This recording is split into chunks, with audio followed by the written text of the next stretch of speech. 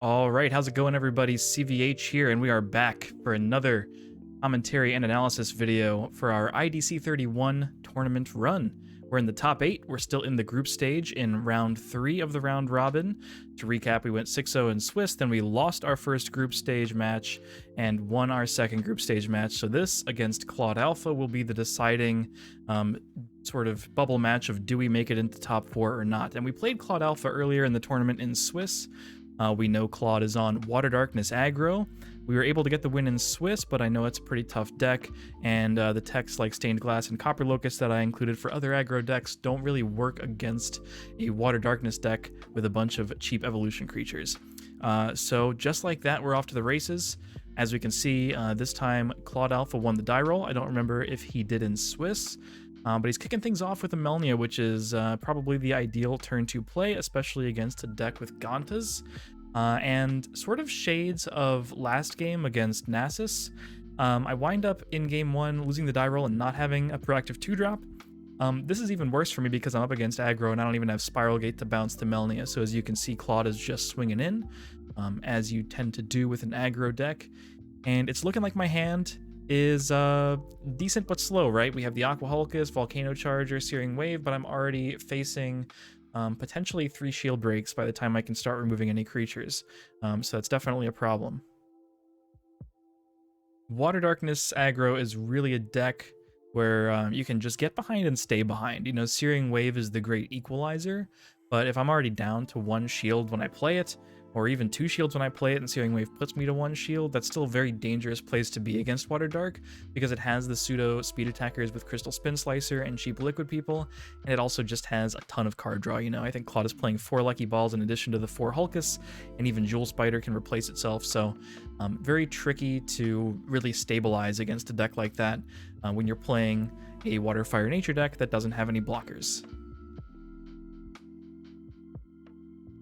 Claude is going up to 4 and still has 2 cards in hand. This is actually pretty decent for me. Locomotiver is obviously an annoying card, period, but I was mostly concerned about either 2-drop Spin Slicer or just 2 more creatures this turn. Claude would have been totally fine to flood the board if he was able to, because I'm 1 mana off of Searing Wave this turn, so this would have been the ideal time for 2 2-drops, and it's kind of fortunate for me that he didn't have it. It looks like he's breaking shields, and yeah, you can't see the pop-up there, but that sort of pause means that Melnia did break a shield trigger. Let's see what it is. Spiral Gate. Yeah, I was just debating what to bounce. You know, Locomotiver has a come into play effect, but it is very expensive. But I think to myself, if Claude spends next turn just replaying Locomotiver, I'm pretty okay with that. Oh, and yeah, I didn't mention this at the front of the video, but again, I am not playing this live. This was a few days ago at this point. We're doing the top 8 in commentary style after the fact, just because top 8 happened at 6 a.m. my time. So I was playing this match probably at about 7:30 a.m. Probably about that time, because it was the 3rd match in the group stage. So yeah, this turn is looking like a pretty decent Volcano Charger turn. No matter how I slice it, Aqua Hulkus is gonna have to take the trade because Melnia has Slayer, and Claude goes up to 4 in hand, puts the Locomotiver down that we bounced with Spiral Gates, and plays Lucky Ball, one of those cards that I was talking about that makes it very hard to stabilize, because, you know, if you look at the situation, Claude isn't that far down on cards. You know, he's broken 3 of my shields, so I'm way behind in terms of actually winning the game. And I have 6 cards in hand, but Claude has 4 in hand and 1 on board. So I'm really just up 1 card, but down 3 shields, and I have no board presence. So this is already like a pretty seriously losing position. I can bounce the Lucky Ball with either Spiral Gate or Kirill. I go with Kirill because it's more mana efficient. I don't really need to play Lucky Ball, Spiral Gate here, and at least it kind of sort of bricks Claude's draw, but it really doesn't, because Claude would probably be more than happy to just play Lucky Ball again and then a 2-drop, and is now going to be beating me in cards. Yeah, Claude has 5 cards in hand, down to 4 with 2 on board. I have 4 with 1 on board, so not only is Claude super ahead in tempo, Claude is also far ahead in just card advantage. Searing Wave is a play. It's not a particularly good looking play here, because again, I go down to 1 shield. Claude will have 5 cards in hand. I'm not able to develop anything alongside the wave. So maybe this turn is just play one of my vanilla creatures like Lucky Ball with no effect or Stained Glass, and Spiral Gate to sort of stop the bleeding a little bit. I guess I just go for the 2 creature line here. I really try to hold the Spiral Gate, and I just milk the Searing Wave next turn. Doing this, though, I know I'm putting myself at potentially being dead to a Spin Slicer with a Liquid Person in Claude's hand, which isn't the most unlikely thing. But my logic here is that I'm so far behind, I really just have to hope for the best, play as many creatures as possible, and next turn, if my opponent just plays like 2 or 3 creatures from hand, I can Searing Wave everything, break 3, and then next turn break 2 and win the game with my 3 creatures. A lot has to go right there, and clearly we are seeing like the worst of both worlds here, where not only does Claude have the removal to stop my potential 2-turn, but also has the Melnia and Spin Slicer. So yeah, he's just breaking shields and going in for lethal with a Spin Slicer, and takes game 1 pretty convincingly. So I'm pretty worried here. Again, this is a very important match. Win and I'm in top 4 for sure. Lose and I'm out of top 4 for sure. Setting up for game 2.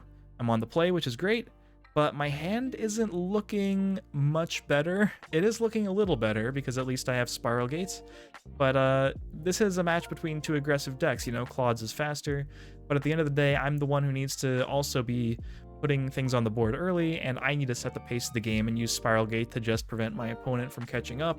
I can't just play defensively the whole game. The deck just doesn't have the tools to do it. So I am nothing short of elated when I top deck Ganta right on time, and all of a sudden the hand goes from okay to pretty great, actually. I might not have a turn 3 play, but I can Spiral Gate, worst case scenario. I have Searing Wave to fall back on. Things are pretty decent. If this was a true mirror match, or if Claude was playing Fire Nature, Stained Glass would be amazing to play this turn. I would just not attack, and or maybe I would attack because Melnia wouldn't be in the deck. But this is when Stained Glass would be good.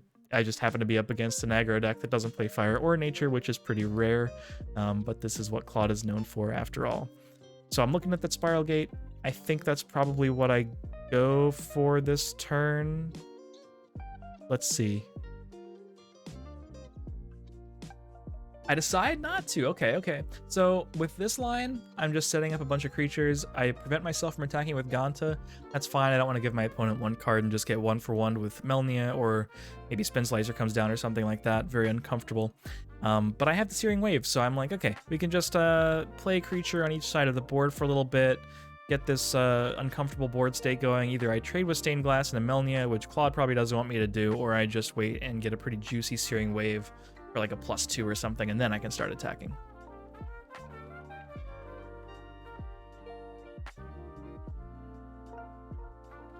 Okay, Guard and Spiral Gates.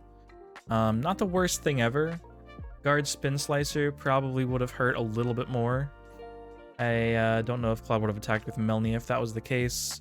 These Lucky Balls really aren't doing anything for me. It's going to be a while before they are online.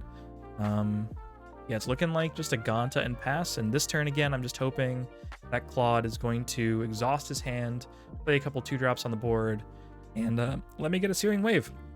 So we get to almost that situation, you know, he's still not breaking a bunch of shields. I can Searing Wave, put him to 0 things on board. That is actually an interesting draw, because now I don't actually have to Searing Wave. I could just Ganta Spiral Gate, trade with Stained Glass, take the 1 shield from Unicorn Fish. If Wave makes sense next turn, then I can Wave next turn. Yeah, this one's tricky. I think about this turn for a little bit. Yeah, Lucky Ball can still probably go in mana. Either way, it's not looking like the card I need, especially because, again, Claude is on an aggro deck and he's giving me cards. So I'm not really hurting for cards right now, and I'm not going to be breaking a bunch of my opponent's shields super quickly. Claude playing a Hulkus here. I'm really just hoping Claude exhausts his hand, but with so much draw in the deck, now that I'm down to 3 shields especially, it's just not looking very likely.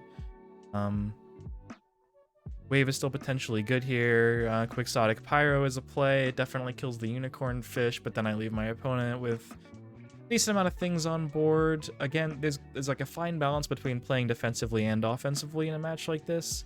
And the problem with Searing Wave, if there is one, is that I'm just not developing anything.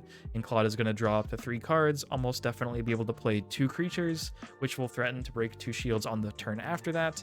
And then I'm kind of just back to where I was now, because again, my only thing on board is Ganta, and playing Searing Wave, developing nothing else, and breaking a single shield with Ganta is just kind of silly. It just opens me up to making sure that Claude has the most mana efficient play the following turn possible. Yeah, I think about this turn quite a while. It's just not looking super great for me, but Surfer's not looking bad here. Play one of my 2s in mana and go for Surfer. Bounce guard, attack over fish. Hope my opponent doesn't have Spin Slicer. Next turn, play the other 2 that I keep, probably Ganta and Searing Wave. Yeah, it's not looking very bad, I don't think. I think maybe, I mean, it's days later, I don't actually remember, but I'm thinking Quixotic down, play Surfer is okay. Pyrofighter down, play Surfer. Okay, so basically the same line. I mean, if I put Quixotic down last turn, I might be putting Pyrofighter down the following turn anyway to play the Ganta. The mana's a little questionable. Yeah, I guess that's fine.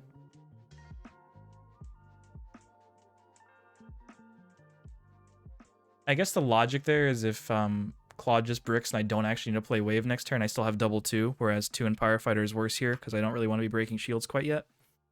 So yeah, I guess it all kind of makes sense in the long run. Claude does wind up playing quite a few things. Breaks a shield with the Aqua Hulkus. Volcano Charger, again, is looking like kind of a spicy tech choice here and there. But I'm thinking it might just be Wave, put myself down to 0 shields. Claude doesn't have any cards in hand, so there's no potential to lose to Spin Slicer next turn, assuming I don't break a shield this turn, which I won't. So I'm thinking it's a Wave, full clear, playing a 2-drop. And just about everything in Claude's deck dies to Volcano Charger, so I'm feeling kind of safe off the top of his deck. Obviously, if Claude draws Lucky Ball here, I'm basically just going to die in 2 turns. That's kind of just how it's going to be. Or, 2 turns after the ball is played.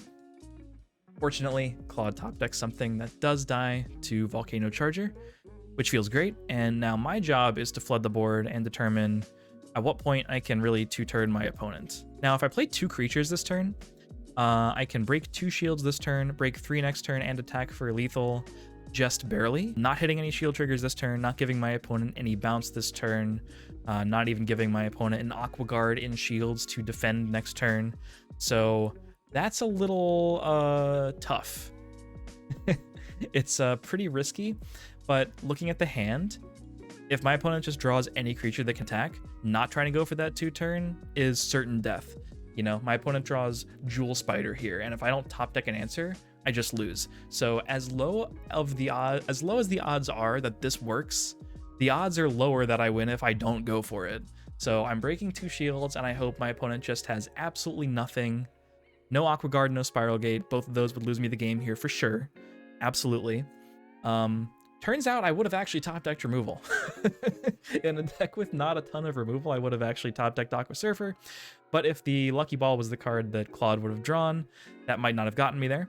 But actually it might have, because he only had 5 mana before I started breaking, so it remains to be seen. Or we'll never actually know is what I mean, right? Because we don't know what card he would have drawn. But yeah, here we go. We're just breaking. I hit a shield trigger on the last shield, but it's Locomotiver, can't stop my assault. Love that for me. And we are barely off to game 3. Okay, resetting the board for game 3. And this is looking like a hand.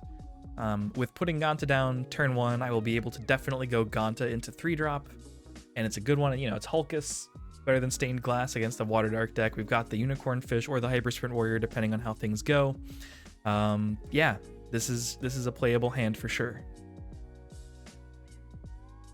With the Essence Elf draw, there was some thought to maybe putting Elf and Usasol down and having 2 Gantas to play, because Ganta is quite large. It gets over Spinning Terror, notably. It's definitely a thought. I'm drawing a lot of multi-civs, though. I don't hate the way this is going. Hyper Sprint Warrior is actually quite strong, so I think my thought process was, if I put Elf down, I have to put Usasol down, and if I put 1 Ganta down, I only get to play 1 Ganta, but I get to keep Usasol, which could be valuable to attack over, or trade with, actually, a Spin Slicer, maybe attack over a Spinning Terror from hand, kind of surprisingly. I like that.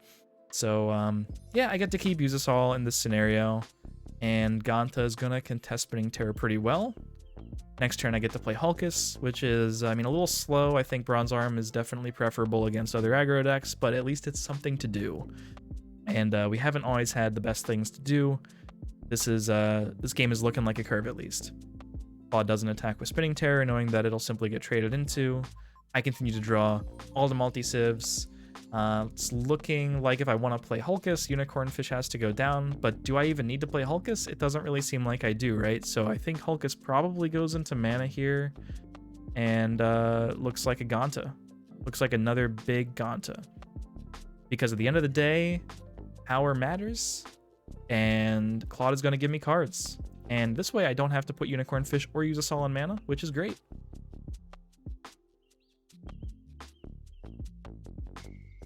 Claude goes for the Melnia Spin Slicer and starts breaking.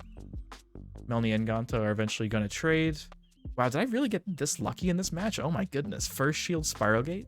I mean, I was on the draw this time because I won game 2, but literally everything else is just it's just coming together this game.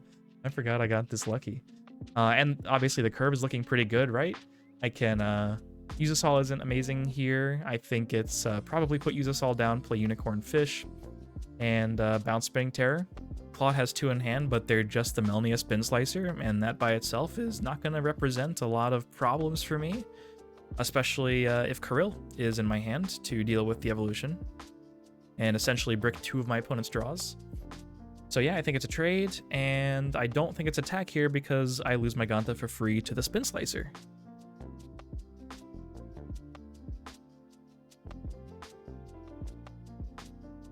So Claude now has Spinning Terror and an unknown card in his hand.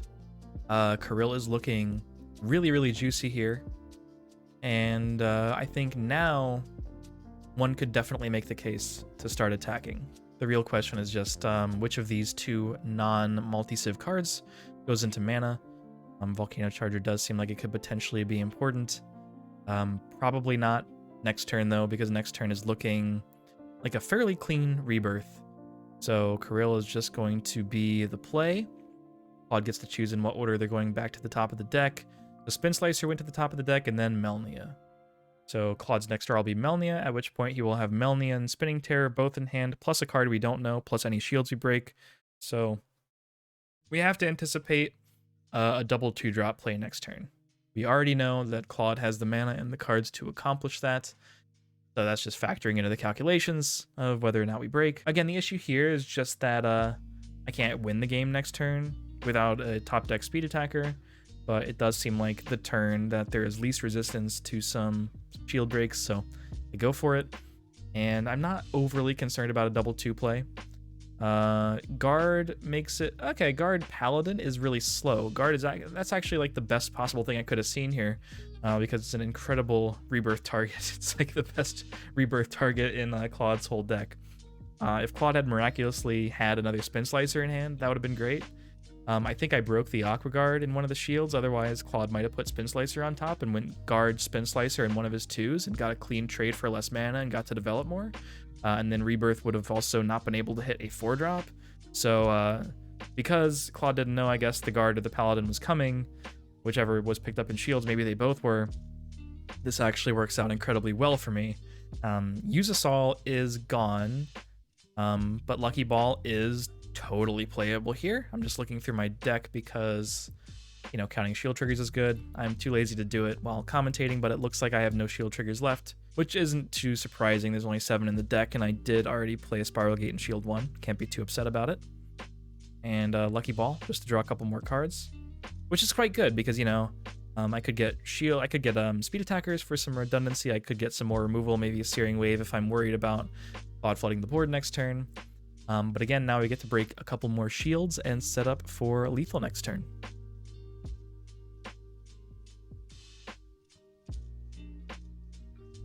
It's funny that the hands got progressively better throughout the match. You know, game 1 was really rough. Game 2 was a pretty average hand. Game 3 was a real hand. And a shield 1 Spiral Gate is obviously very welcome. So this turn, not only can we go for lethal, but we can be absolutely safe about it and not die to anything in Claude's hand. The simplest way to accomplish this is simply Volcano Charger plus Ganta. And we're just going to go in. Break the last shield with Lucky Ball. No shield trigger. Unicorn Fish takes the game. And the match, 2-1. So we lost to Darksigner. We beat Nasus and ClaudeAlpha to escape the group. Next match will be the top 4 match. Stay tuned. Hopefully you all have enjoyed this series so far, and I will see you in the next one. Thanks for watching.